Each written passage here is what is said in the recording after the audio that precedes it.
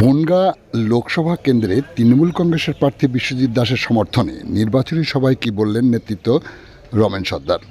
গণতন্ত্রের বড় উৎসব লোকসভা নির্বাচন। এবছর অষ্টাদশ লোকসভা 7 দফায় সংগঠিত হচ্ছে। সারা দেশে ইতিমধ্যেই চতুর্থ দফা শেষ হয়েছে। আগামী 20 মে পঞ্চম দফার নির্বাচন। সেই দিন অন্য কেন্দ্রের সাথে সাথে বনগাঁ লোকসভা কেন্দ্রে ভোট গ্রহণ চলবে। ঠিক তার আগেই শাসক দল থেকে শুরু করে বিজেপি, জাতীয় কংগ্রেস, বামজোট থেকে শুরু করে এই লোকসভা কেন্দ্রে 21 জন প্রার্থী নির্বাচনে লড়াই করার জন্য মনোনয়নপত্র জমা করেছে। নির্বাচনী ময়দানে নেমে পড়েছে। বিনা যুদ্ধে 1 ইঞ্চি জায়গা ছাড়তে নারাজ রাজনৈতিক দলগুলি। সেই মতো একদিকে যেমন নির্বাচনী প্রচারে নেমে জনসংযোগ করে চলেছে প্রার্থীরা, অন্যদিকে নির্বাচনী জনসভা থেকে শুরু করে পথসভার মধ্য দিয়ে জনসংযোগ করার চেষ্টা করছে রাজনৈতিক দলের নেতৃত্বরা। এমনই একটি ছবি ধরা পড়ল আমাদের ক্যামেরায়। তৃণমূল কংগ্রেসের নেতৃত্ব রমেন সর্দার বক্তব্য রাখছেন তৃণমূল কংগ্রেসের প্রার্থী বিশ্বজিৎ দাসের সমর্থনে। কি বললেন নেতৃত্ব রমেন সর্দার, শোনাবো আপনাদের।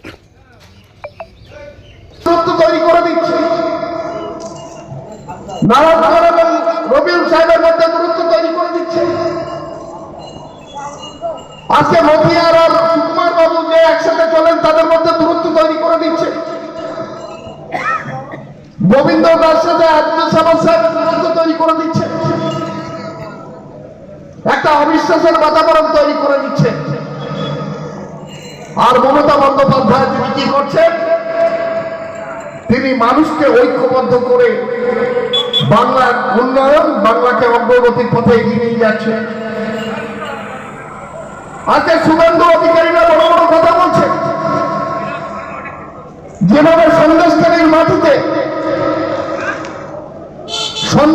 মাটিতে মানুষদেরকে পয়সা বিধান দিয়ে যেভাবে একটা নাটক তৈরি করলেন, আমরা বিভিন্ন সংবাদ মাধ্যমে দেখতে পাচ্ছি যে সন্দেশখালীতে গেল রোপ উঠেছে।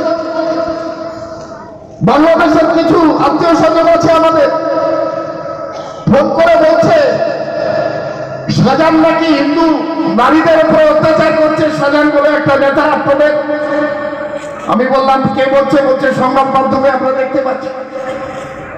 এটা বাংলার বদনাম করছে, বাঙালির বদনাম করছে, রাজ্যের বদনাম করছে। আমরা দেখতে পাচ্ছি যে শুধু বাংলাদেশ নয়, দেশের বাইরে বিভিন্ন দেশে আমাদের বন্ধু বান্ধব আত্মীয় স্বজন থাকে, তারাও হোয়াটসঅ্যাপ কল করে আমাদেরকে বলছে যে বসিরহাটের মানুষ, আমরা বসিরহাটের সন্দেশখালীতে কি ঘটনা ঘটছে। এটা তো রাজ্যের বদনাম হচ্ছে, মুখ্যমন্ত্রীকে বদনাম করছে মানুষ। এই জিনিস চলতে পারে না, এই জিনিস চলতে পারে না।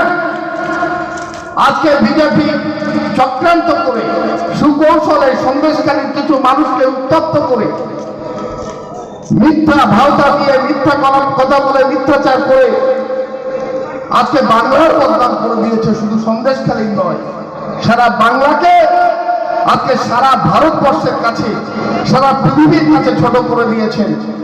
তার বিরুদ্ধেই প্রতিবাদ করবার দিন। আমরা বুলেটের মাধ্যমে আমরা প্রতিবাদ